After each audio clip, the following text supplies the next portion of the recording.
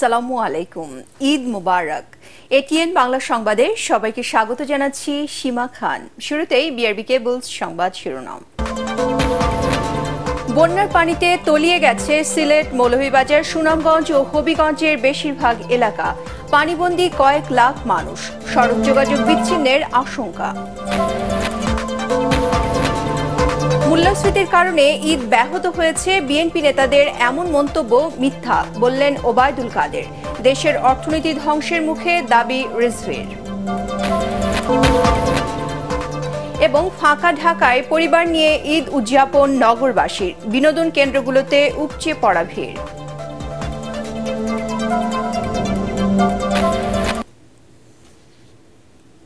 শুনছিলেন BRB cables সংবাদ শিরোনাম। এবারে জানাবো বিস্তারিত। ভারী বর্ষণ এবং উজানের পাহাড়ি ঢলে পানি বেড়েছে সিলেট বিভাগের নদ নদীতে। এতে তলিয়ে গেছে সিলেট, মৌলভীবাজার, সুনামগঞ্জ ও হবিগঞ্জের বেশিরভাগ এলাকা। কোথাও কোথাও ভবনের একতলা পর্যন্ত নিমজ্জিত হয়েছে পানিতে। ঈদের সময় এমন বন্যা পরিস্থিতিতে অনেক পরিবার পারেননি কুরবানি দিতে। জাহিদুল আলমের রিপোর্টে বিস্তারিত। উজানের ঢল ও টানা বৃষ্টিপাতে সিলেটে বন্যা দেখা দিয়েছে। তলিয়ে গেছে জেলার বিস্তীর্ণ এলাকা। এরই মধ্যে 2 লাখ মানুষ পানিবন্দী হয়ে পড়েছে বলে জানিয়েছে প্রশাসন। কোথাও কোথাও ভবনের একতলা পর্যন্ত পানির নিচে তলিয়ে গেছে। পানি বাড়তে থাকায় সড়কপথে যোগাযোগ বিচ্ছিন্নের আশঙ্কা করা হচ্ছে। সুনামগঞ্জে পানি বিপদসীমার উপর দিয়ে প্রবাহিত হচ্ছে। পুরো শহরের প্রায় সব এলাকায় জলমগ্ন হয়ে আছে। আকস্মিক এই বন্যা পরিস্থিতিতে নষ্ট হয়েছে বসতবাড়ি ও দোকানের মালামাল। পরিস্থিতি মোকাবেলায় শুকনো খাবার ও ত্রাণ মজুদের কথা জানায় প্রশাসন। ছাতক, দোয়ারা বাজার, সদর এগুলো বেশি এফেক্টেড। এছাড়া বিশম্বরপুর, তাহিরপুর এগুলো আংশিকভাবে এফেক্টেড হয়েছে। যে আশ্রয় কেন্দ্রগুলোতে আসলে কি পরিমাণ লোকজন উঠেছে আমরা গণনা করছি, এই মুহূর্তে সঠিক সংখ্যাটা বলা যাচ্ছে না।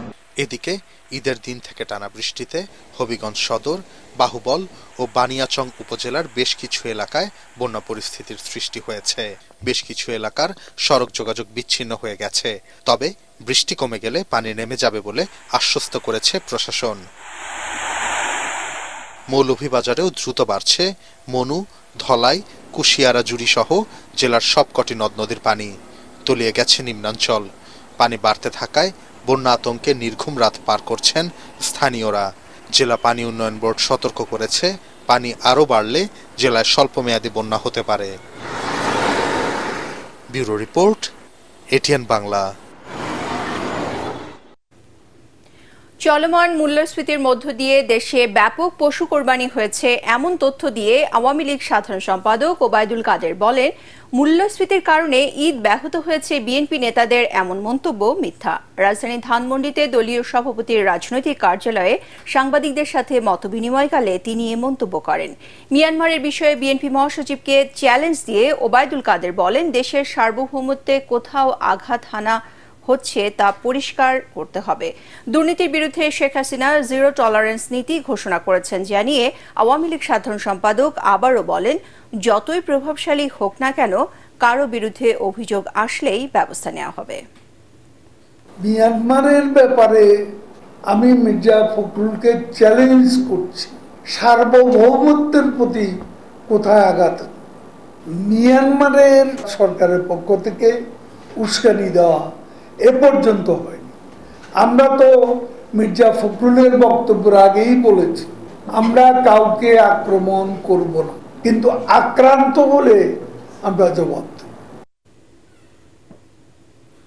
ভারতের সামরিক এবং বেসামরিক পরিবহনের জন্য বাংলাদেশের ওপর দিয়ে রেললাইন নেটওয়ার্ক তৈরির সুযোগ দেওয়া হচ্ছে বলে অভিযোগ করেছেন বিএনপির সিনিয়র যুগ্ম মহাসচিব রুহুল কবির রিজভী। দেশের স্বাধীনতা ও সার্বভৌমত্ব বেচে দিয়ে যে কোনো উপায়ে ক্ষমতায় থাকতেই ভারতকে আওয়ামী লীগ এই সুযোগ দিচ্ছে বলে মন্তব্য করেন তিনি। সকালে নয়াপল্টনে দলের কেন্দ্রীয় কার্যালয়ে ব্রিফিংয়ে তিনি বলেন, বেকারত্ব, মূল্যস্ফীতি, রিজার্ভের দরপতন, খেলাপি ঋণ সহ হাজার কোটি টাকার ভর্তুকিতে দেশের অর্থনীতি এখন ধ্বংসের মুখে। জনগণের মতামত ছাড়াই শেখ হাসিনা নিজের অহংকে বাস্তবায়িত করতে দেশের ভেতর দিয়ে রেলপথ নির্মাণের অনুমতি দিচ্ছেন শুধুমাত্র নিজের অবৈধ ক্ষমতার নিরাপত্তা নিশ্চিত করতে, কারণ তিনি ভোটারবিহীন ডামি নির্বাচনের প্রধানমন্ত্রী। ঈদের দ্বিতীয় দিনে ঢাকা ছাড়ছেন অনেকে। হুড়োহুড়ি এড়িয়ে তাদের এই যাত্রা হয়েছে আরও আনন্দময়। রাজধানীর রেল স্টেশন ও বাস টার্মিনালে এমন মানুষের ভিড় দেখা গেছে। ঐশী গোস্বামী প্রমার রিপোর্ট।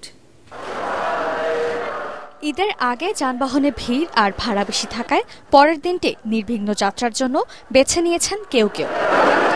কমলাপুর রেল স্টেশনে তাই ঈদের পরদিন ঢাকায় ফেরা যাত্রীর চেয়ে ঢাকার বাহিরে যাওয়া মানুষের সংখ্যাই বেশি। ঈদে পাওয়া কোরবানির মাংস সাথে করে নিয়ে গ্রামে যাচ্ছেন নিম্ন আয়ের মানুষ। ঈদের আগে যানজটটা বেশি, যাওয়ার মতো সিস্টেম, ঈদের পর তো একটু যানজট কম। 3 দিনে ছুটি পেয়ে নানা নানির সাথে দেখা করতে যাচ্ছি। মানে বাচ্চাদের স্কুল মাদ্রাসার জন্য ছুটি হয়েছে দেরি কইরা, আর ঈদের আগে কোনো টিকিট পাই নাই। ঈদের পরও বাস ও রেল যাত্রীদের নিরাপত্তায় কড়া নজরদারি বহাল রেখেছে আইন শৃঙ্খলা বাহিনী। স্বস্তির এ যাত্রায় খুশি যাত্রীরা। তার আগে টিকিট পাই নাই, ঈদের পরের দিন সবার সাথে ঈদ করার জন্য যাইতেছি। এখানে মা বাবার সাথে ঈদ করছি, এখন ঈদের পরের দিন আজকে গ্রামে যাইতাছি। আজকে আমাদের 24 জোড়া আন্তনগর এবং 15 জোড়া মেইল কমিউটার ট্রেন ঢাকা থেকে বিভিন্ন উদ্দেশ্যে ছেড়ে যাবে এবং এক জোড়া স্পেশাল ট্রেন আছে। ভোগান্তি কম থাকায় এবারের ঈদ যাত্রা নিয়ে সন্তোষ জানিয়েছেন সাধারণ মানুষও। ঐশী গোস্বামী প্রমা, এটিএন বাংলা, ঢাকা। ঈদুল আজহার ছুটি শেষে কাল খুলবে সরকারি অফিস। গত শুক্রবার থেকে শুরু হওয়ার ছুটি শেষ হচ্ছে আজ। অন্যদিকে ঈদুল আজহার ছুটির পর আগামীকাল থেকে নতুন সময়সূচিতে চলবে সরকারি অফিস। আগের মতো সকাল 9টা থেকে বিকেল 5টা পর্যন্ত অফিস করবেন সরকারি কর্মকর্তা কর্মচারীরা। গত 3রা জুন মন্ত্রিসভার বৈঠকে দেশের সব সরকারি, আধা সরকারি, স্বায়ত্তশাসিত ও আধা স্বায়ত্তশাসিত প্রতিষ্ঠানের জন্য নতুন অফিস সূচি নির্ধারণ করা হয়। সিদ্ধান্ত অনুযায়ী শুক্র ও শনিবার বন্ধ থাকবে। জ্বালানি সংকটের মধ্যে বিদ্যুৎ সাশ্রয়ে 2022 সালের 24 আগস্ট থেকে কর্মঘণ্টা কমিয়ে অফিস ও ব্যাংকের সময়সূচি পরিবর্তন করেছিল সরকার।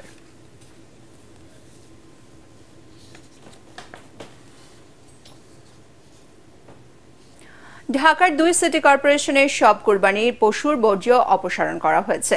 ঢাকা দক্ষিণ ও উত্তর সিটি কর্পোরেশনের পক্ষ থেকে জানানো হয়, বিচ্ছিন্নভাবে কেউ কোরবানি দিলে সিটি কর্পোরেশনের হটলাইন নম্বরে যোগাযোগ করলে সেসব বর্জ্য পরিচ্ছন্নতা কর্মীরা নিয়ে যাবেন।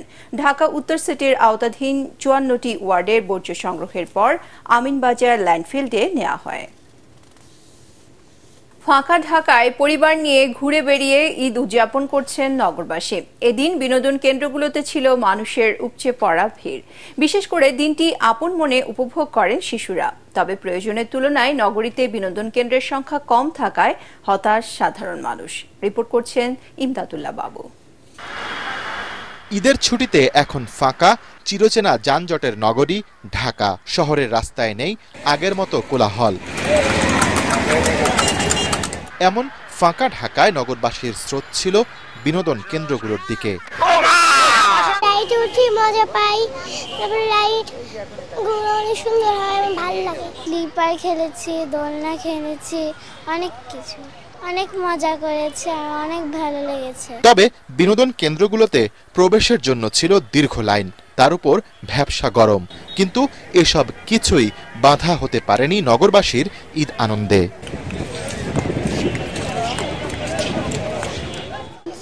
নাই, তারপরে সব জায়গায় ছুটি থাকার কারণে আজকে আমরা এখানে ঘুরতে আসছি, অনেক মজা হচ্ছে। এবার 1 মাস পর আসা হচ্ছে।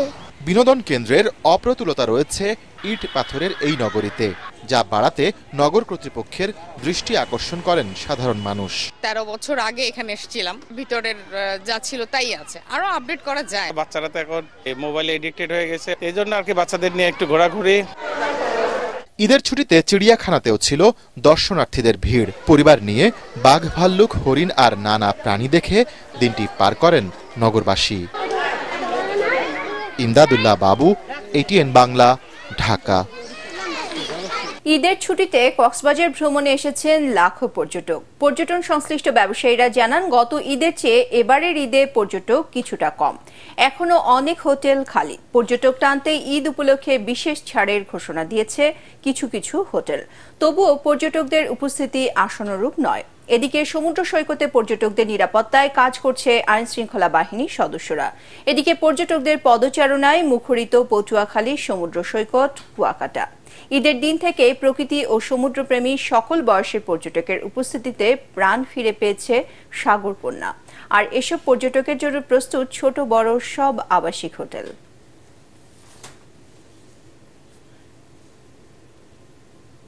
এবারে আল আরাফা ইসলামী ব্যাংক অর্থ সংবাদ।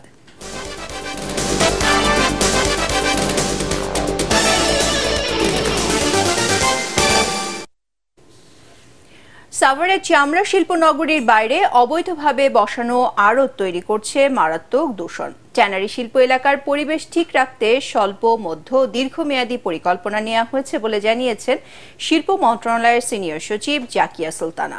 এদিকে লবণযুক্ত চামড়া ন্যায্য মূল্যে কেনাবেচা হচ্ছে বলে দাবি সরকারের নীতি নির্ধারকদের।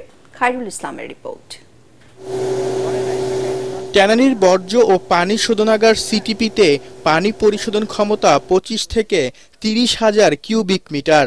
তবে কোরবানির সময় চামড়া সরবরাহ বাড়ায় প্রতিটি সিটিপিতে পানি পরিশোধন করতে হয় 40 থেকে 45,000 কিউবিক মিটার। ফলে পরিপূর্ণ শোধন না হওয়ায় পানি নদীতে মিশে তৈরি হচ্ছে দূষণ। এদিকে বিসিক চামড়া শিল্প নগরীর বাইরে অবৈধভাবে বসানো আড়তও পরিবেশ দূষণ করছে প্রতিনিয়ত।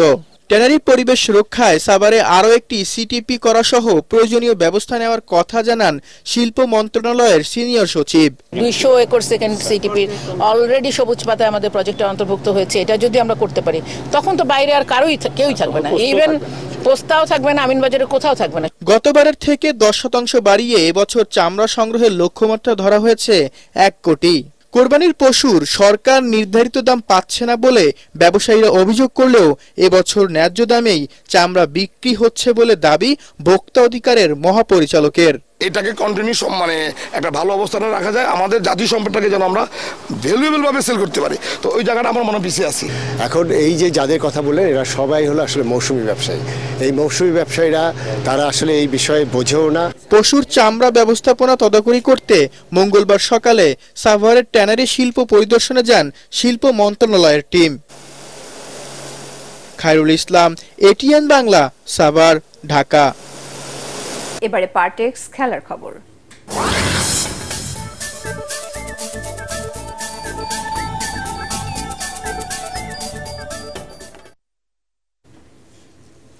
চলতি টুর্নামেন্টের সুপার 8 পর্বে ওঠায় 2026 সালে টি-20 বিশ্বকাপে সরাসরি খেলা নিশ্চিত হয়েছে বাংলাদেশের। আইসিসি জানিয়েছে 2026 সালে টি-20 বিশ্বকাপ আসরে অংশ নিতে যাওয়া 20টি দলের মধ্যে 12টি দল ইতোমধ্যেই চূড়ান্ত হয়েছে। বাকি 8টি দল উঠে আসবে বাছাই পর্ব থেকে। 2026 বিশ্বকাপের আয়োজক হিসেবে ভারত ও শ্রীলঙ্কা সরাসরি খেলবে। আর চলতি বিশ্বকাপের সুপার 8-এ জায়গা করে নেওয়া দলগুলো পেয়েছে পরবর্তী বিশ্বকাপের টিকিট। র্যাঙ্কিংয়ে এগিয়ে থাকা আয়ারল্যান্ড, নিউজিল্যান্ড ও পাকিস্তান সরাসরি জায়গা পেয়েছে পরের বিশ্বকাপে।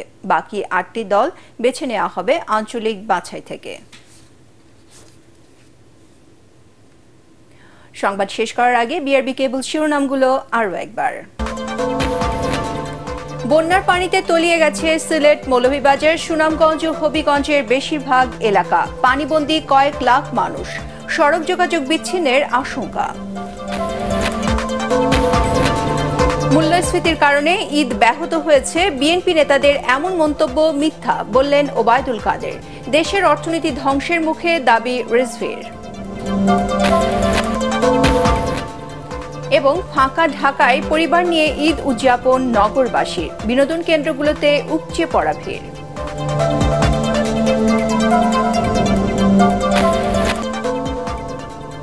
পরবর্তী সংবাদ দেখার আমন্ত্রণ জানিয়ে এখনকার মতো শেষ করছি। এটিএন বাংলা সংবাদ ইউটিউবে দেখতে ব্রাউজ করুন youtube.com/ATN বাংলা নিউজ। ধন্যবাদ সবাইকে।